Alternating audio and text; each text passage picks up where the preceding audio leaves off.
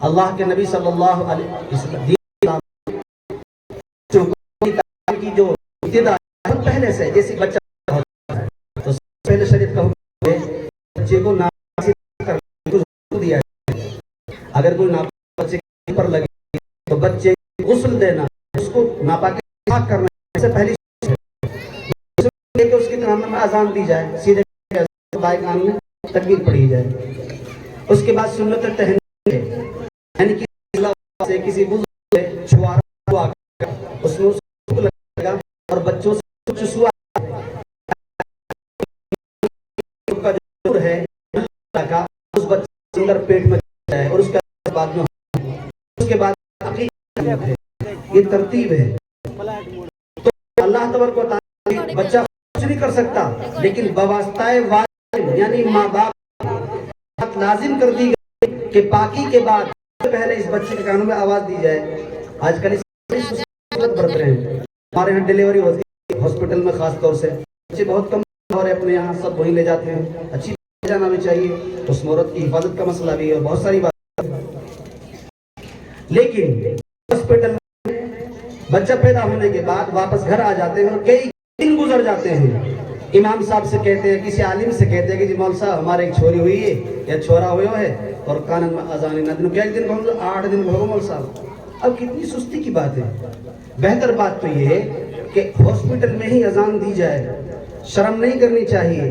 ابھی کچھ دن ہاسپٹل بچہ ہوا، میں وہیں تھا، جیسی بچہ پیدا ہو ہم نے وہیں اذان پڑھی اس کے کان میں، لوگ دیکھ رہے تو یہ تبلیغ ہو جائے گی، ان کو سبق ملے کم سے کم۔ ہاسپٹل میں ہی پڑھو۔ ایک واقعہ ہمارے سامنے آیا، ریل میں ایک عورت پر ہو گیا تو وہاں جماعت تھی اسی ڈبے میں، بہرحال بچہ جب ہو گیا، میرے ساتھ مسلمان تھی اور اس کے بچہ ہوا تو بعد میں تحقیق کرنے پر پتہ مسلمان بچہ ہے، تو امیر نے کہا کہ اس بچے کو ابھی ہم اس کے کان میں اذان دیتے ہیں۔ تو پیدائش تھوڑی دیر بعد ہی صاحب نے بچہ منگوایا اور ریل میں کھڑے ہو کر پورا ڈبہ دیکھ رہا ہے، بچے کے کان میں اذان پڑھی اور دوسرے کا تحقیق پڑھی اور اس پہ ہاتھ رکھا، اور چونکہ بچی اس نے بچی کے لیے بطور کچھ دے بھی دیا کہ ہماری طرف سے بچی کو کیا ہے دیا ہے۔ تو تعلیم جب سے ہے جب بچہ نہ بول سکتا ہے، نہ کھا سکتا ہے، نہ پی سکتا ہے، سوا رو سکتا ہے، بس اس وقت سے اس کے کان میں اللہ کا نام، نبی محمد صلی اللہ علیہ وسلم کی رسالت، عبادت، گویا کہ اذان کے اندر پورا تامہ ہے۔ یہ اللہم رب ہذہ الدعوۃ التامہ، اذان پوری ہے، مکمل دعوت ہے، اس کے کان میں اذان دے دی گئی۔ گویا کہ یہ اس بات کی ابتدا ہے کہ ہم نے اس کو توحید سکھا دی، ہم نے رسالت بھی سکھا دی، ہم نے اس کو عبادت بھی سکھا دی، اور ہم نے اس کو داعی بھی بنا دیا، اور ہم نے اس کو سب کچھ سکھا دیا۔ یہ ابتدا ہے۔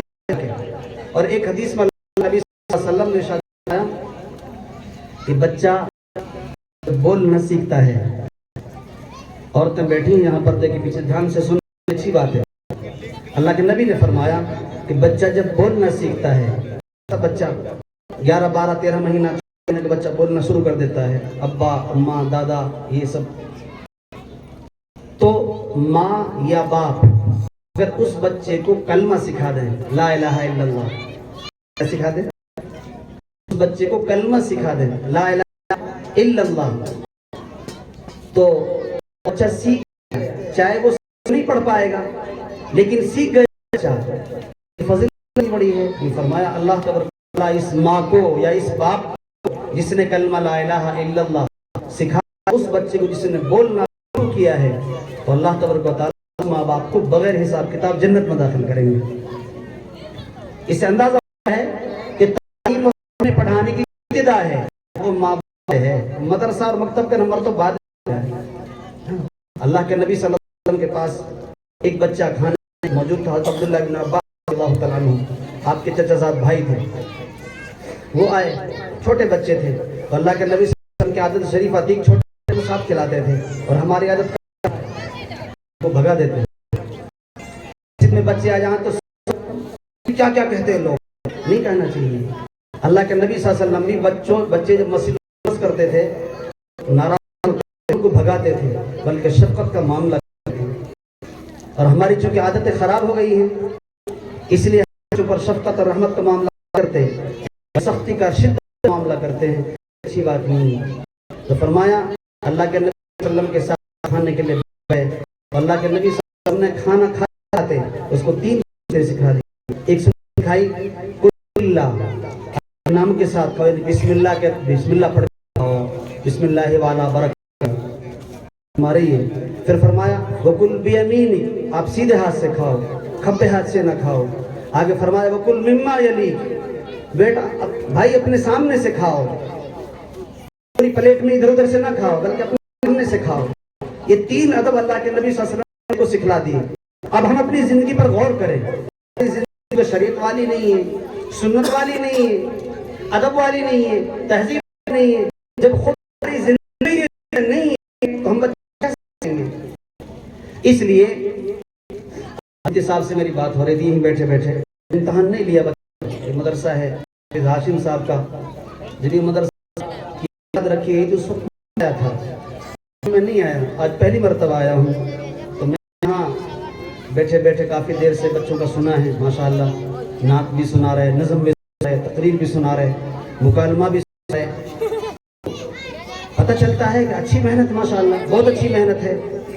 اب وہ مسئلہ تعلیم کا، چونکہ یہ جو نعت، نظم، تقریر، بیان وغیرہ وغیرہ چھوٹے بچوں سے ہم کروا رہے ہیں، چھوٹے بچوں سے کروا رہے ہیں، یہ گویا ایک اضافی چیز ہے۔ کیسی چیز ہے؟ اضافی چیز ہے۔ اصل تو قرآن پاک صحیح پڑھانا، اردو صحیح پڑھانا، لکھنا سکھانا، کتابی استعداد مضبوط کر دینا، وہ پہلی چیز ہے۔ نمبر 2 کی یہ چیز ہے۔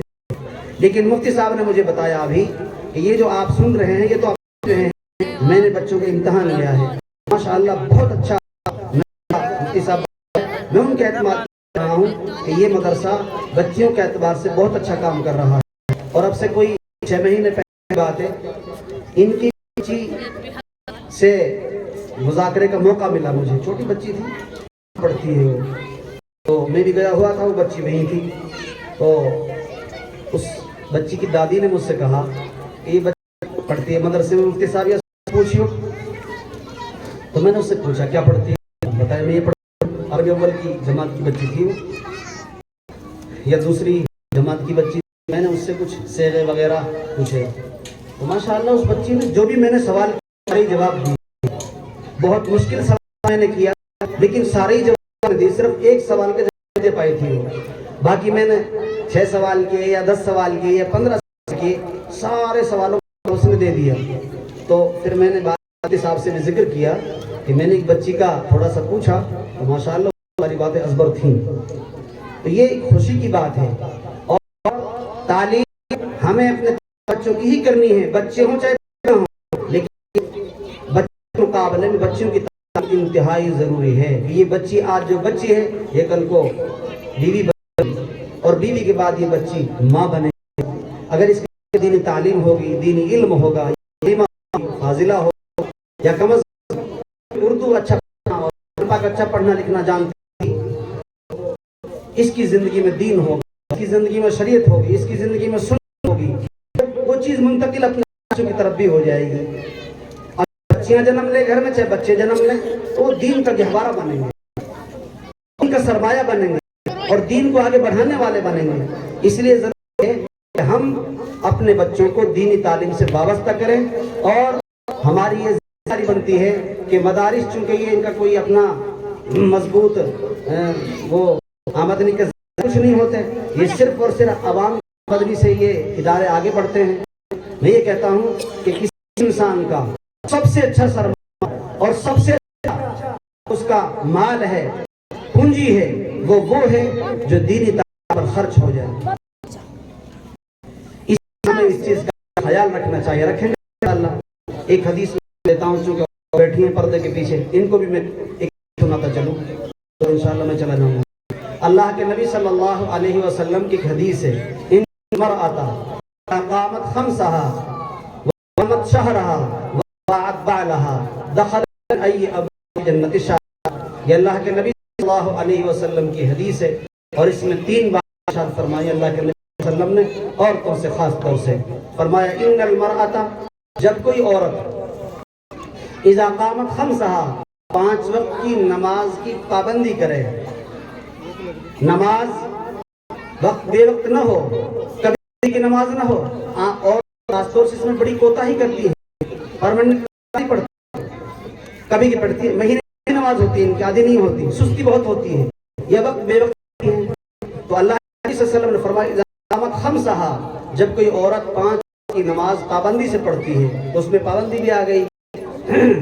तो फरमाया वसामत शहरहा, और जब कोई औरत महीने के महीने के पूरे रोजा रख लेती है, 5 वक्त की नमाज पढ़ लेती है और रमजान शरीफ के महीने के पूरे रोजे रखती है।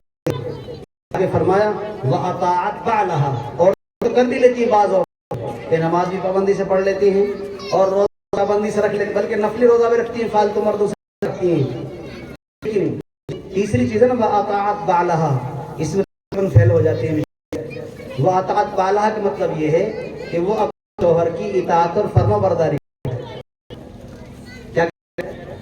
अपने शौहर की इताअत और फर्मा बरदारी करे, नाफरमानी न करे, उसको तकलीफ न पहुंचाए, उसको ईज़ा न पहुंचाए, उसको टेंशन न दे, बल्कि उसके लिए आराम न करे।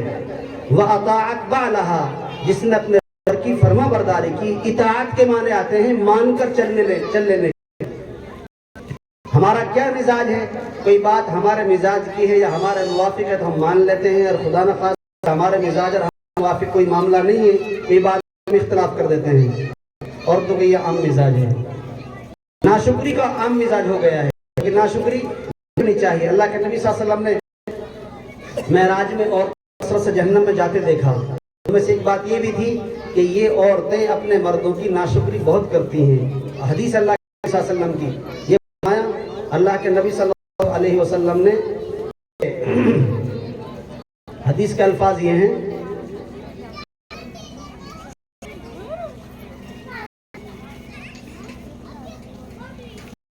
मा रअयतु मिनका खैरन कत्तु, ये हदीस के अल्फाज है।